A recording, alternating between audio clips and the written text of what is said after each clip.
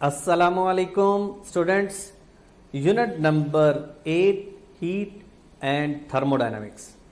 क्या पढ़ना है आपने? Basic postulates of kinetic theory of gases, pressure exerted by gas and drive the relation. शायद आपको याद हो कि चैप्टर नंबर 11 में एक बड़ा ही लंबा सा लॉन्ग क्वेश्चन था। तो वो लॉन्ग क्वेश्चन से रेलेवेंट जितने भी कॉन्सेप्ट्स हैं, जितने भी फार्मूले हैं, वो सब आपने लर्न करने हैं। उनमें से सवाल पूछे जा चुके हैं इससे पहले भी, और ऑब्वियसली अब भी उससे सवाल पूछा जा सकता है। Equation of state, you know, ये आइडियल गैस की इक्वेशन है, ये भी आइडियल गैस की इक्वेशन है, और ये भी। इनसे सवाल पूछे जा सकते हैं। This is Boltzmann constant and this is general gas constant. ये नंबर ऑफ मोल है और ये नंबर ऑफ मॉलिक्यूल्स हैं, ठीक है। और इस तरह से आपने पढ़ना है इंटरनल एनर्जी के बारे में। इंटरनल एनर्जी के बाद स्पेसिफिक हीट कैपेसिटी। यहाँ पर heat first law of thermodynamics नहीं है, हम फर्स्ट लॉ ऑफ थर्मोडायनामिक्स को पढ़े बगैर स्पेसिफिक हीट कैपेसिटी नहीं पढ़ सकते, इसलिए हम उसको पढ़ेंगे। और कार्नोट थ्योरम, कार्नोट इंजन, वो हमारे सिलेबस में शामिल नहीं है। थर्मोडायनामिक स्केल ऑफ टेम्परेचर, ये टॉपिक भी हम नहीं करेंगे, ठीक है। और वर्क डन, वो ऑफ कोर्स वर्क डन का जो टॉपिक है, प्रेशर वॉल्यूम का प्रोडक्ट इज वर्क डन, तो वर्क डन से रेलेवेंट भी हम डिस्कशन करेंगे, चीज़ों को सीखेंगे। तो अभी हम स्टार्ट कर रहे हैं काइनेटिक थ्योरी ऑफ गैसेस। और मज़े की बात है कि ये आपका यूनिट नंबर 8 फर्स्ट ईयर में से लास्ट यूनिट है, और इसके बाद हमारा फर्स्ट ईयर का सिलेबस ख़त्म हुआ चाहेगा। और सेकेंड ईयर मेरा ख्याल है कि आपको आती भी है, क्योंकि सेकेंड ईयर अभी रिसेंटली आपने पेपर दिए। समझ तो गए होंगे आप कि आपने बहुत अच्छे पेपर दिए हैं, लेकिन तैयारी तो थी ना आपकी, बहुत अच्छी तैयारी थी सर। जिंदगी में इससे अच्छी तैयारी तो कभी थी ही नहीं। कभी एग्जाम होते ना हमारे तो पा देनी सीखी। अच्छा जी, बहुत अच्छी तैयारी, बहुत अच्छी मेहनत, ठीक है। तो जो मैं कहने जा रहा था बेटे, काइनेटिक थ्योरी ऑफ गैसेस को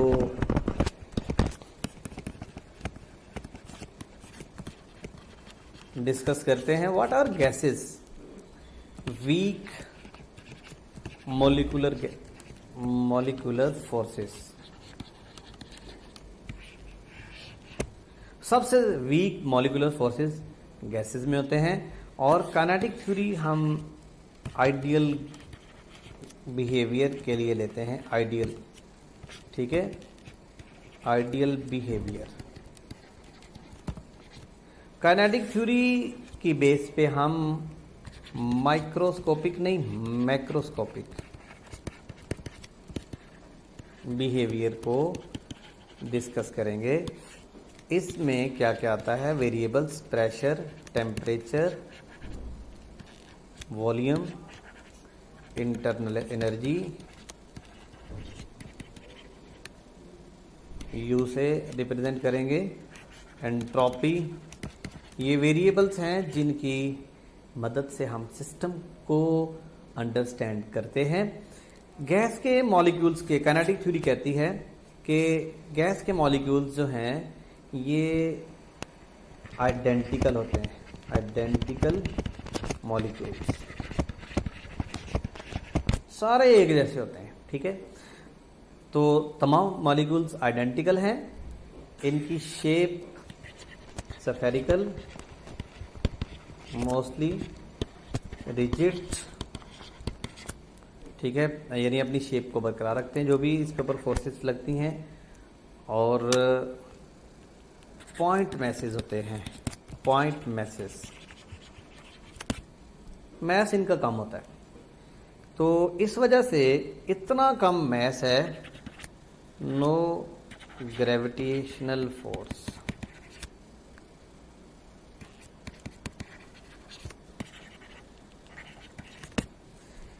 अब पॉइंट मैस से हम आगे बढ़ते हैं, पोस्टुलेट्स की बात करते हैं। तो जैसे मैंने बात की पॉइंट मैस, पॉइंट मैस का मतलब है कि इनका जो अपना साइज है that is very very smaller as compare to separation.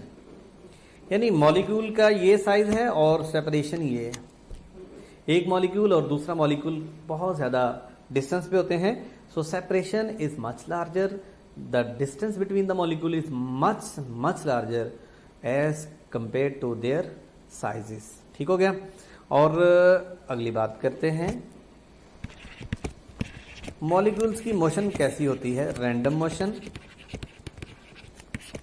Random motion का मतलब है कि मॉलिक्यूल्स 3 डायमेंशनली मूव करते हैं, translational, vibrational, rotational, but we will discuss only translational.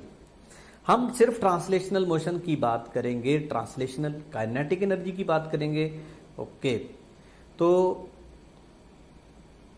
एक बात बड़ी इंपॉर्टेंट है, चलिए मैं थोड़ी देर बात करता हूँ। वो बड़ी बड़ी इंपॉर्टेंट बात, वो कौन सी इंपॉर्टेंट बात है, थोड़ी देर तक आप इस तसल्ली रखें, वो कौन सी इंपॉर्टेंट बात करने जा रहा हूँ आपके साथ। ये जनाब रैंडम मोशन है। रैंडम मोशन की बेस पे हम कहते हैं कि हर डायरेक्शन में प्रेशर इक्वली एक्ट करेगा। अब ये बात हमें किसने बताई थी? जनाब आला पास्कल ने। पास्कल कहता है कि मॉलिक्यूल्स का प्रेशर हर डायरेक्शन में, ठीक है, क्यों प्रेशर आता कहां से है? प्रेशर कहां से आता है? हम प्रेशर नहीं बढ़ने देंगे आपको, प्रेशर रिलीज कैसे करना है। आपके ज़हन से जो एमडी कैट का प्रेशर है, आप इसको कैसे कम कर सकते हैं और स्पेशली फिजिक्स कैसे प्रिपेयर कर सकते हैं, तो ये बात है इम्पॉर्टेंट। इस सिलसिले में हमने ज़्यादा से ज़्यादा फोकस करना है प्रैक्टिस पे और टेक्निक पे। अब ये दोनों चीज़ें आपको तभी मिलेंगी, तभी आपकी इन पे ग्रिप स्ट्रांग होगी। ग्रिप इंस्टीट्यूट से आप इंशाल्लाह आप इन पे ग्रिप स्ट्रांग कर जाएंगे। तो इन पे ग्रिप कैसे स्ट्रांग होगी? प्रैक्टिस क्वेश्चंस के ऊपर आपकी टेक्निक की बात जो कर रहा हूं, प्रैक्टिस से, ठीक है। और ये ये कैसे होगी? अगर आप क्या करते हो, रेलेवेंट मटेरियल को चूज करते हो, तो relevant material only available in our 5 books. Questions bank में मैं आपको एग्जांपल देता हूं। अब क्वेश्चंस बैंक में आपको तकरीबन 150 एवरेज, 200 भी होंगे किसी न किसी यूनिट के, बुक में 100 डिफरेंट, ठीक है। अब वो बात जो मैं आपको बताने जा रहा हूं, जो आपके जहन में आ रही होगी, विद सॉल्यूशन, यानी विद सॉल्यूशन। और ये कैसा सॉल्यूशन होगा भला? ट्रिकी, ठीक है, यानी डायरेक्ट कैसे सॉल्व। जैसे एग्जांपल देता हूं मैं, ट्रिकी ऐसे है, आपको ये क्वेश्चन भी पूछा जाता है कि अगर प्रेशर इतना बढ़ेगा, तो सॉरी मोमेंटम और काइनेटिक एनर्जी का रिलेशन है, अगर मोमेंटम हम 20% बढ़ाते हैं तो काइनेटिक एनर्जी कितने परसेंट बढ़ेगी। तो इसको शॉर्टकट मेथड से कैसे सॉल्व करना है, ठीक है। एग्जैक्ट आंसर आपको नहीं पता, फिर भी आंसर कैसे ढूंढना आपने, तो जब आप खुद सॉल्व करेंगे, फिर आप सपोज आपने एक एक्सरसाइज को अटेम्प्ट किया और आपकी आ गई माशाल्लाह से 10 मिस्टेक्स, रोना नहीं है, परेशान नहीं होना, प्रेशराइज नहीं होना। सर मैं तो बहुत तैयारी की थी, मैंने बहुत पढ़ा था, मैंने फलां बुक पढ़ी थी, मैंने फलां बुक पढ़ी थी। जब आप फलां सोशल मीडिया से इधर उधर से बुक्स पढ़ते हैं ना, तो फिर क्या नुकसान होता है? उसका नुकसान ये होता है कि आप रेलेवेंट मटेरियल भी पढ़ना शुरू कर देते हैं, फिर इतनी ज़्यादा मिस्टेक्स होना शुरू हो जाती हैं, फिर आपके ऊपर प्रेशर बढ़ता है, बर्डन बढ़ता है, और मिस्टेक्स जब आपकी बढ़ती हैं तो टेंशन आती है, लेकिन जब आपको साथ ही सॉल्यूशन देखेंगे आप तो आपको पता चलेगा अच्छा यानी इसको मैंने आधा सही कर लिया था और आधा मेरे से क्यों गलत हुआ। तो जब इतने ज़्यादा क्वेश्चंस आपको क्वेश्चन बैंक में और बुक में मिलेंगे और plus plus plus plus unit wise, तो जब आपको यूनिट वाइज पास्ट पेपर्स मिलेंगे तो आपका हौसला और बुलंद होगा।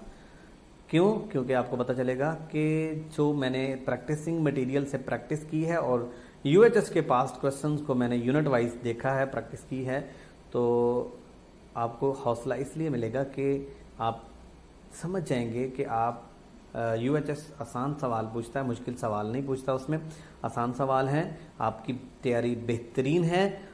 और इन सब चीज़ों के बाद आएगा टेस्ट सेशन। तो जब इतनी ज़्यादा प्रैक्टिस करेंगे ना, टेस्ट देंगे, तो इन सब टेस्टों के बाद जब आप एमडी कैट टेस्ट देंगे, कहाँ से होगा जानते हैं? इन्हीं में से होगा। ठीक है, ये मैंने सर्कल लगा दिया, इससे बाहर से कुछ नहीं आएगा, ये दावा है हमारा इंशाल्लाह। तो इसलिए books as soon as possible आप बुक करवाएं और प्रैक्टिस जितनी ज़्यादा होगी रेलेवेंट मटेरियल की उतना ज़्यादा फ्रूटफुल होगा आपके लिए, और आप अगर कामयाब होंगे तो इस कौम का भला होगा। समझ तो गए हैं। नेक्स्ट है जनाब, क्या पढ़ रहे थे हम? प्रेशर। प्रेशर से बात याद आ गई तो हम कहीं कहां से कहां निकल गए। तो प्रेशर हर साइड पे इक्वली एक्ट करेगा। हाँ, काइनेटिक थ्योरी ऑफ गैसेस के फर्दर पास्टुलेट्स की बात करते हैं। एक पास्टुलेट है जनाब इलास्टिकुलियन। इलास्टिकुलियन का मतलब है कि speed remains constant. Molecules collide करते हैं इलास्टिकली, तो फिर स्पीड कांस्टेंट रहेगी, काइनेटिक एनर्जी को भी कोई फर्क नहीं पड़ेगा। काइनेटिक एनर्जी कांस्टेंट रहेगी तो टेम्परेचर भी कांस्टेंट रहेगा। आपने कभी ऐसा देखा है? कभी आपने रूम अपना दरवाजा बंद करके आप बाहर चले गए हो, 2 दिन के बाद आपने रूम खोला तो एकदम आपको ठंडक का एहसास हुआ। आप देखेंगे, आपने कभी फील किया कि आपका रूम कूल ठंडा ठंडा? कई आप में से कहेंगे हाँ, ऐसा नहीं हो सकता। आपकी गैर मौजूदगी में अंदर मॉलिक्यूल्स ने हजारों लाखों बिलियन ट्रिलियन कुलियन किए, बल्कि आप होते तो तब भी वो कुलियन करते हैं। तो क्या अगर काइनेटिक एनर्जी डिक्रीज होती है कुलियंस की वजह से तो टेम्परेचर डिक्रीज होता, लेकिन काइनेटिक एनर्जी ने डिक्रीज नहीं होना। जब काइनेटिक एनर्जी ने डिक्रीज नहीं होना तो टेम्परेचर भी डिक्रीज नहीं होगा। ठीक हो गया? तो ये भी उसका पास्टुलेट है। इससे पहले कि मैं प्रेशर की तरफ बढ़ूं, मैं ये समझा रहा हूं। उसके बाद अगला पास्टुलेट भी देखिए जरा, नो इंटरेक्शन। ये बड़ी मजे की बात है। जब आपने एमडी कैट का टेस्ट देना है ना, तो आपका हिसाब भी मॉलिक्यूल वाला होना है। आप सब मॉलिक्यूल्स होंगे, बैठे हुए होंगे ना। ये इसका मतलब पता क्या है? आपको कोई कंसर्न नहीं होना फलां क्या कर रहा है, फलां क्या कर रहा है, उधर क्या हो रहा है, इधर को अपनी अपनी पड़ी होती है। तो मॉलिक्यूल्स को भी अपनी अपनी पड़ी होती है। नो इंटरेक्शन यानी नो अट्रैक्शन, नो रिपल्शन, यानी ना तो मॉलिक्यूल मॉलिक्यूल को अट्रैक्ट करता है ना रिपेल करता है। कितनी बोरिंग लाइफ है मॉलिक्यूल्स की, अट्रैक्शन ही नहीं है। डेफिनेटली अट्रैक्शन के बगैर बोरिंग। तो फिर क्या है? नई इंटरेक्शन है, कोई मॉलिक्यूल दूसरे मॉलिक्यूल को बोधर नहीं करता। No interaction, no attraction, no repulsion. इसका नतीजा क्या है भला? पोटेंशियल एनर्जी भी नहीं है। पोटेंशियल एनर्जी कहाँ से आती है? अट्रैक्शन से आती है। ये देखिए, ये पॉइंटर है, अगर मैं इसको यहाँ पर ले जाऊँ तो मैंने इसको ग्रेविटी के अगेंस्ट लेके गया हूँ। चलें यहीं पे रोक देता हूँ। अगर ग्रेविटी किसी भी तरीके से, मैं अगर आपको एक सपोज कह दूँ कि ग्रेविटी खत्म होगी, तो बताओ इसमें पोटेंशियल एनर्जी होगी? नहीं, अट्रैक्शन ही नहीं है, पोटेंशियल एनर्जी कहां से आनी है? तो पोटेंशियल एनर्जी अट्रैक्शन या रिपल्शन से आती है। तो मॉलिक्यूल्स के पास फिर एक ही एनर्जी होगी, काइनेटिक एनर्जी, पोटेंशियल एनर्जी नहीं होगी। ठीक हो गया।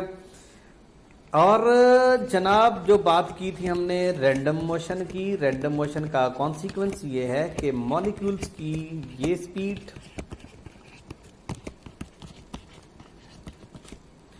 यानी मॉलिक्यूल्स एक्स डायरेक्शन में, वाई डायरेक्शन में और जी डायरेक्शन में एक जैसी एवरेज स्केयर वेलोसिटी से जाते हैं। याद रखिए, याद रखें, ये बड़ी इंपॉर्टेंट बात, एवरेज वेलोसिटी जीरो होती है।